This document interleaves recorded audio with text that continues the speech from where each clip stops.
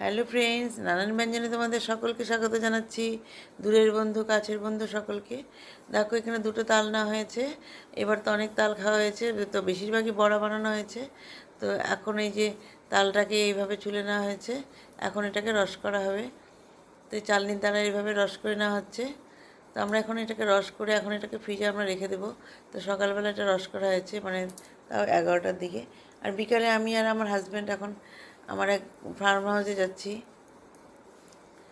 তো গিয়ে এখান থেকে যে কলা পাতা নিয়ে আসছি, ওই যে আমার হাজব্যান্ড কলা পাতাগুলো কাটছে।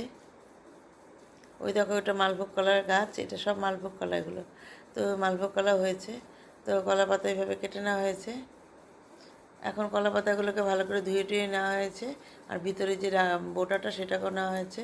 তো এখন এই যখন এই রসের মধ্যে এখন চালের গুঁড়ো দিয়ে দিচ্ছে। তো যারা একদম তেলের বড়া, মানে তেল খেতে খেতে ভালো লাগে না, তখন তোমরা এভাবে খেতে পারো। এইভাবে চালের গুঁড়োটা দিয়ে একদম এইভাবে মিশিয়ে নেওয়া হচ্ছে।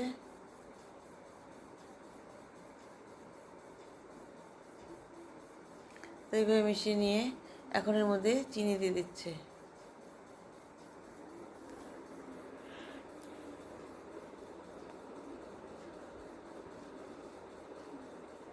তো চিনি দিয়ে এখন আবার ভালো করে ফেটিয়ে নেবে। তো যারা চিনি কম খাও তারা চিনি কম দেবে। তো দিয়ে এখন এর মধ্যে একটু সামান্য লবণ দিয়ে দিল, দিয়ে এখন এটাকে ভালো করে মিশিয়ে নিচ্ছে। তো ভালো করে মিশিয়ে নিয়ে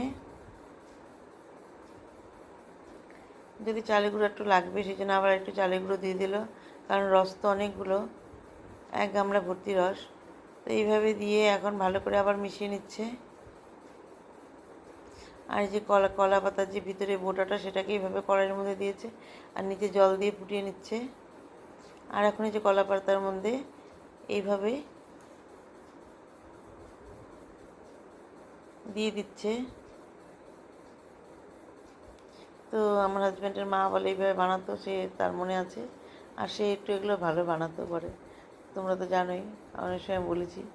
এখন এইভাবে দিয়ে আবার এর মধ্যে এইভাবে উল্টা মানে পেঁচিয়ে পেঁচিয়ে এইভাবে দিবে।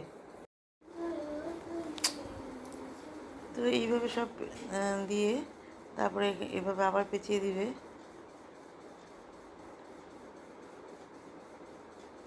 তো এগুলো একদম তেলবিহীন, তো খেতেও বেশ টেস্ট লাগে। তো আমার হাজব্যান্ডও এটা খেতে খুব ভালো পায়। তো এইভাবে এটা সব এইভাবে দিয়ে দিয়ে সব পেঁচিয়ে এখন এটাকে ভাপিয়ে নেবে। কড়াইতে জল বসিয়ে দিয়েছে, আর কলার যে ডোকাগুলো আছে সেগুলোকেও এই যে এইভাবে কড়াইয়ের উপর দিয়ে দিয়েছে, দিয়ে এখন এইভাবে সব সেদ্ধ করে নেবে। তো এইভাবে সব সেদ্ধ করে নিয়ে এখন বসিয়ে দিয়ে এখন ঢেকে দিচ্ছে। তো কিছুক্ষণ পরে এটাকে নামিয়ে নিয়েছে। তো বন্ধুরা, তোমাদের যদি ভালো লেগে থাকে তাহলে প্লিজ একটু কমেন্টসে সাবস্ক্রাইব করে পাশে আসবে। আর তোমরা সবাই ভালো থেকো, সুস্থ থেকো। নমস্কার।